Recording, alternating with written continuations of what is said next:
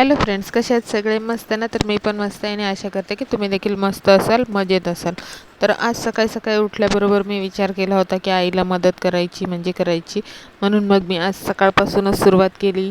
तर मग मी मस्त असं उठले, त्यानंतर मी ब्रश वगैरे केला आणि मग मस्त आईने मला कॉफी दिलेली ती पिली.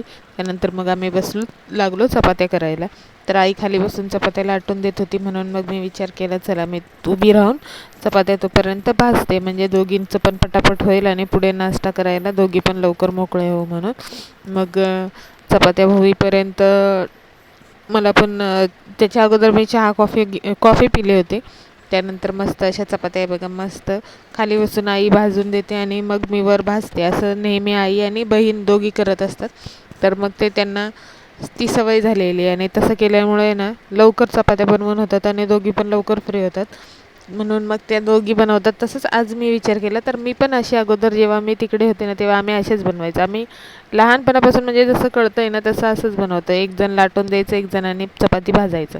पटापट होतं आणि जास्त त्रास पण होत नाही आणि कंटाळा पण येत नाही. त्यानंतर मग मस्त असा आयता वायता नाश्ता भेटला, सँडविच बनवलेला आईने आणि चहा. तर मस्त असा नाश्ता घेतला आणि नाश्ता करत बसले. आणि हे बघा त्यानंतर मग म्हटलं थोडेसे कपडे तर ते धुवून घ्यावेत. तसे सगळ्यांचे कपडे नसतात, थोडेसे होते, पप्पांचे होते आणि लाडूचे होते, म्हणून मग धुवायला बसले. बाकी आम्ही आंघोळ करताना धुवून टाकतो. आईचे स्वतःचे धुवून टाकते आणि दादाचे काही 2 दिवसाने 3 दिवसाने असतात, म्हणून मग ते पण टेन्शन नसतं. मग म्हटलं चला धुवून घेऊया. तर मग मी नायराचे आणि फक्त पप्पांचे जे होते कपडे ते धुवायला बसले होते. तर खूप मस्त वाटतं इथे बसून असे हे कपडे धुवायला. लहानपणी पण आम्ही असेच कपडे धुवायचं. आणि मशीन होती, पण मशीन आहे ना ॲक्च्युली ती ठाण्याच्या घरी आहे, त्यामुळे मग सध्या असे कपडे धुवावे लागतात, म्हणून मग चालतं. त्यानंतर मग मस्त असं दुपारी सोनाराकडे गेलो. कानातले चेंज करायचे होते, म्हणून मग कानातले चेंज करण्यासाठी मी, नायरा, आई आणि बारकी बहीण आम्ही मिळून गेलो होतो. तर मग मी लहानपणापासून म्हणजे जेव्हा मी लहान होते ना, एकदम नायरापेक्षा लहान, तेव्हापासून आम्ही इथेच जे काय ते दागिने जे काय खरेदी करायचे सोनानं ते इथेच खरेदी करतो. त्यामुळे मग माझं कानातलं जे होतं ना याच्या अगोदरवरचं ते तुटलेलं होतं आणि मला ते लक्षात पण आलं नाही. खूप म्हणजे मी आता गेल्यानंतर मी ते बघितलं. त्यानंतर मी माझे व्हिडिओ जे आहेत ना खूप असे मागे मागे मागे बघितले, तर तेव्हा मला लक्षात आलं की माझे एका कानातल्याचं जे पुढचा अर्धा भाग आहे ना तो तुटून कुठे पडलेला आहे माहिती नाही. तिथं मला सापडलं पण नाही आणि ते खूप अगोदरच्या व्हिडिओमध्येच नाही आहे. असं नाही आहे की ते आता रिसंटली पडलं आहे, खूप अगोदरचं पडलेलं. पण मला कधी म्हणजे मी आरशात बघून स्वतःचं एवढं पण निरीक्षण केलं नाही. मला तो विचार आला. कमीत कमी 1 महिना अगोदरचे मी माझे व्हिडिओ बघितले, तेव्हा पण ते कानातल्याचं नाही आहे. म्हणून मी विचार केला की बापरे, म्हणजे मी स्वतःला म्हणजे मी स्वतःला एवढं पण निरीक्षण करत नाही आरशात बघून की माझं कानातलं तुटलं आहे ते पण माझ्या लक्षात यावं, एवढं पण मी स्वतःचं निरीक्षण करत नाही.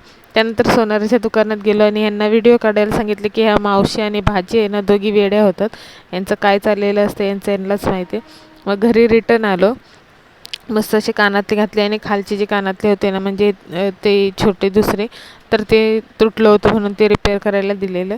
आणि हे बघा हे कानातले घेतले आणि हे घातले आणि ते जे होते जुने तुटलेले मग ते मी लगेच मोडले आणि हे केले. आणि सोन्याचे भाव तर तुम्हाला माहिती आहे आभाळात गेलेले आहेत. तर यात कोणाचेच पैसे मी घेतलेले नाही आहेत, ना आईकडून घेतले ना नायराच्या पप्पांकडून. हे माझं जे अगोदरचं होतं ते मी मोडून आणि बनवलेले आहेत.